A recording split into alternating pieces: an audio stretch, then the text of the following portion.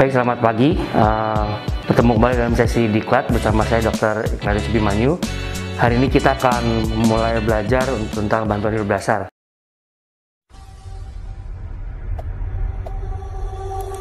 Assalamualaikum warahmatullahi wabarakatuh. Insiden Sesuatu yang berbahaya. orang yang bertelepon. Perawatan luka. Ya, selamat pagi.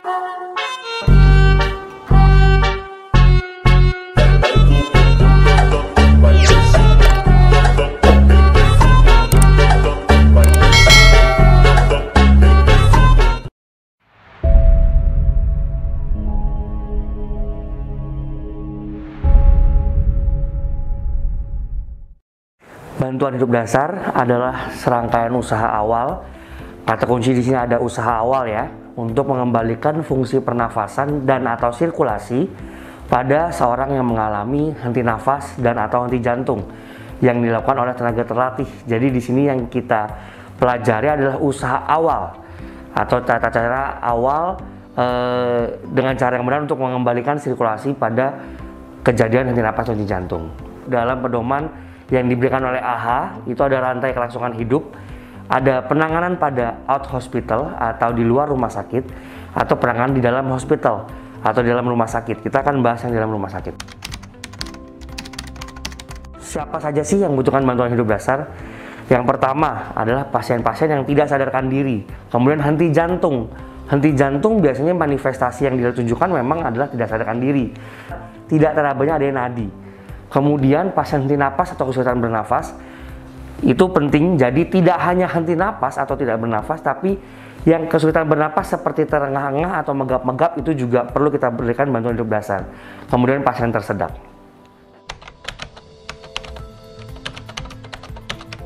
Di mana kita memberikan bantuan hidup dasar, yaitu di mana saja. Bisa dibilang adalah on-site, di mana kita menemukan adanya kejadian yang tadi saya sebutkan. Asalkan yang penting adalah tidak membahayakan penolong dan pasien. Jadi kita harus pastikan lokasi yang kita lakukan pertolongan itu adalah aman. Jadi yang pertama yang harus kita lakukan adalah pertama amankan lokasi kejadian seperti tadi saya bilang. Kemudian cek kesadaran. Kemudian selain cek kesadaran, cek nadi dan cek pernafasan. Nanti akan dijelaskan lebih lanjut bagaimana cek nadi yang benar. Kemudian kalau memang tidak ada kesadaran, kemudian kita aktifkan yang namanya code blue atau kode biru. Di rumah sakit kita, Rumah Sakit Permata Cibubur, untuk mengaktifkan code blue kita menelpon ke extension 1341 atau 1341 ya. Kemudian pasien yang tidak sadar, tadi kan kita cek nadi dan nafas ya.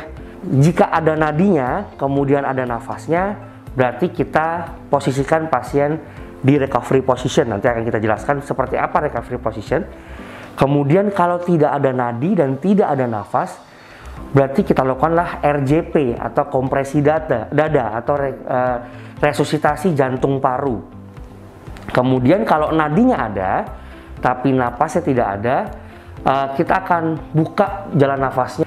Nah, itu dilakukan sampai kapan? Dilakukan sampai tim medis reaksi cepat itu datang. Untuk apa sih? Yang pertama kita mengamankan lokasi kejadian. Penting dilakukan untuk kita karena untuk menghindari cedera baru atau cedera tambahan, baik untuk pasien atau juga buat kita si penolong, dan juga nanti tim TMRC-nya itu datang juga aman. Nah, kemudian kalau itu di lingkungan rumah sakit, pastinya kan ada beberapa pihak, termasuk ada pihak teknisi atau security atau petugas lainnya.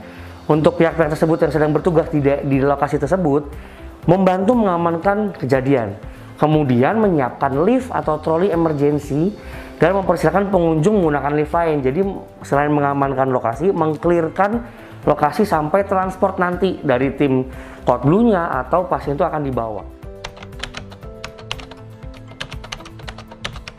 Kemudian kita bicara yang tadi saya bilang kesadaran, nadi dan pernafasan. Untuk cek kesadaran tentu kita panggil namanya. Bapak, ibu siapa atau adik. Kemudian ditepuk-tepuk bahunya. Dipanggil pak gitu. Tapi kalau dipanggil-panggil tidak merespon, jadi yang selanjutnya kita berikan rangsangan nyeri. Kemudian kalau itu semua nggak bisa, berarti tidak respon, berarti tidak sadar pasiennya atau korbannya. Kemudian cek nadi. Di mana cek nadi yang benar untuk keadaan penurunan kesadaran di leher sebelah kanan atau kiri di bawah dagu. Pakai apa kita mengeceknya? Pakai jari dan 3 jari, usahakan 3 jari. Mengapa? Karena supaya bisa memperluas lokasi atau tempelan tangan kita sehingga lebih sensitif. Seberapa lama kita cek? 10 detik. Jika dalam 10 detik kita tidak meraba nadi sama sekali, berarti kita bisa bilang itu adalah henti jantung atau tidak ada nadi. Kemudian pernapasan, lihat pergerakan dinding dada. Karena pada normalnya pernapasan manusia menggerakkan dinding dada. Jika tidak ada pergerakan dinding dada, berarti kita bisa mengasumsikan bahwa pasien atau korban tersebut tidak bernafas. Kemudian hembusan napas bisa didengarkan. Jadi posisinya adalah yang paling mudah kita dekatkan telinga kita ke hidung korban atau pasien dengan mata kita melihat ke arah kaki. Dengan begitu, kuping kita bisa mendengarkan apakah ada hembusan nafas. Bagian wajah sebelah kita, pipi, itu bisa merasakan apakah ada hembusan nafas. Dan kita bisa melihat pergerakan dada sekaligus. Jadi 3 tahapan kita bisa menilai sekaligus. Dan bagaimana ketika kita menelpon extension 1341, cara melaporkannya? Yang pertama kita sebutkan nama, kemudian identitas korban dalam artian jenis kelamin, kisaran usia, jadi bayi, anak, atau dewasa, kejadiannya apa, pingsan atau tidak sadar atau jatuh atau tertimpa benda di kepala, seperti itu. Lokasinya yaitu di tempat itu kejadian, di gedung mana, lantai berapa, ruang apa, atau di depan bagian apa. Contohnya kita pencet 1341, ketika diangkat, halo saya Budi, security, mohon aktifkan code blue untuk perempuan dewasa, henti jantung di gedung utama lantai 1 depan pendaftaran. Jadi jelas untuk lokasinya juga.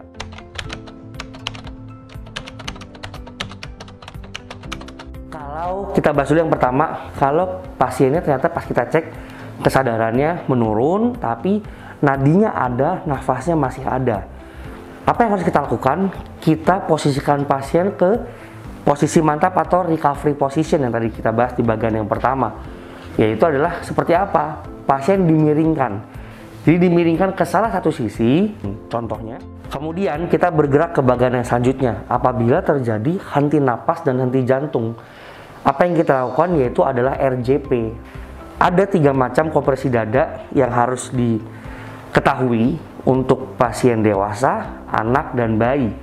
Untuk pasien dewasa, itu dilakukan di bagian tengah dada. Tepatnya di sepertiga bawah tulang dada, atau gampangnya untuk laki-laki, mohon maaf, di antara kedua puting susu, kira-kira di tengah-tengah sini, atau di mendekati tulang sternum atau di ujung tulang dada yang ini. Posisinya yaitu adalah 2 tangan lurus dengan salah satunya di atas tangan yang lain. Yang sering direkomendasikan adalah tangan yang dominan itu yang di atas. Kemudian untuk anak-anak dilakukan sama posisinya di tengah dada, kemudian oleh 1 tangan.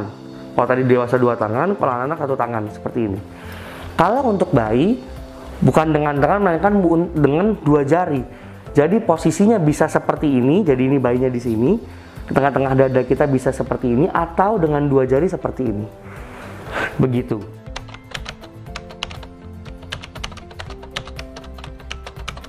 Dan bagaimana melakukan RJP yang benar? Yang pertama, kecepatannya. Kecepatannya harus 100 sampai 120 kali per menit.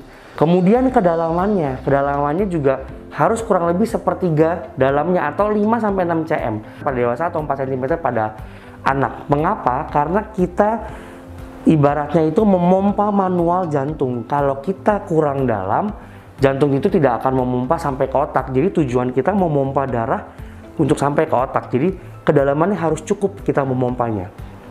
Dan harus minimal interupsi, karena nggak boleh. Karena kalau melakukan kompresi itu harus terus dilakukan. Tidak, yang boleh berhenti itu adalah ketika untuk gantian. Dan gantian pun ada waktunya juga, seperti itu.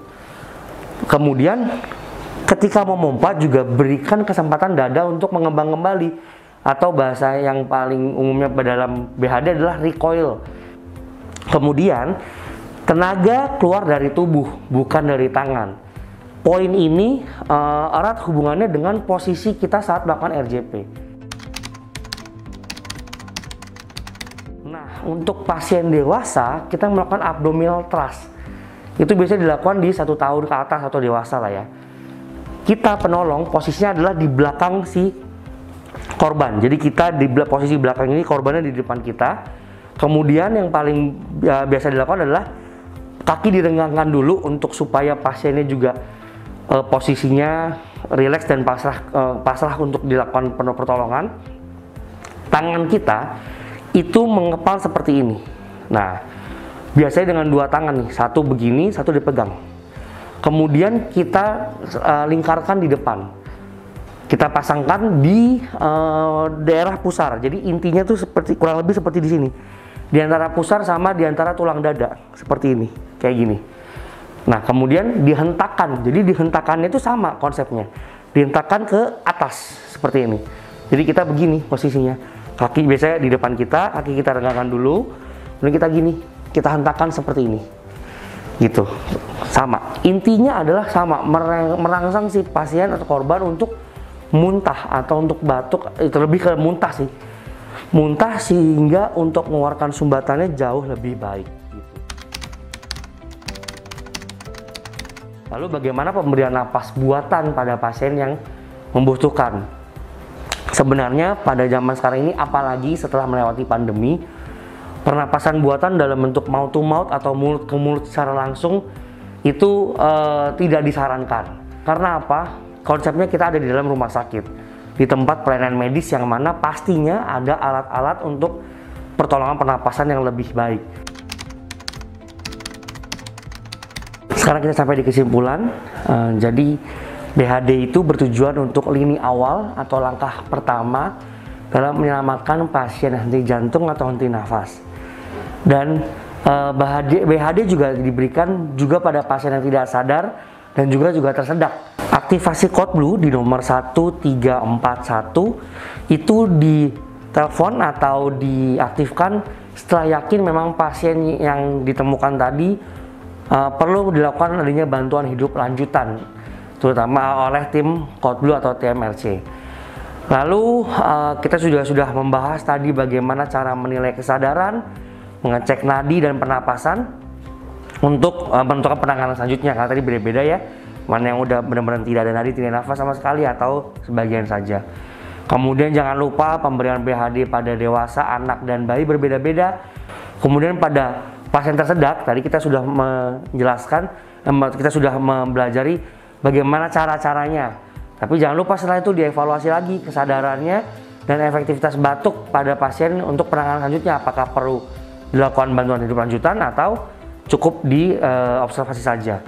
Kemudian pemberian napas buatan masih ada sesuai pedoman, namun untuk kita yang di lingkungan rumah sakit tidak direkomendasikan lagi mengingat risiko yang besar untuk si penolongnya. Itu saja, semoga bermanfaat dan bisa menambah keilmuan kita dan skill kita juga. Terima kasih.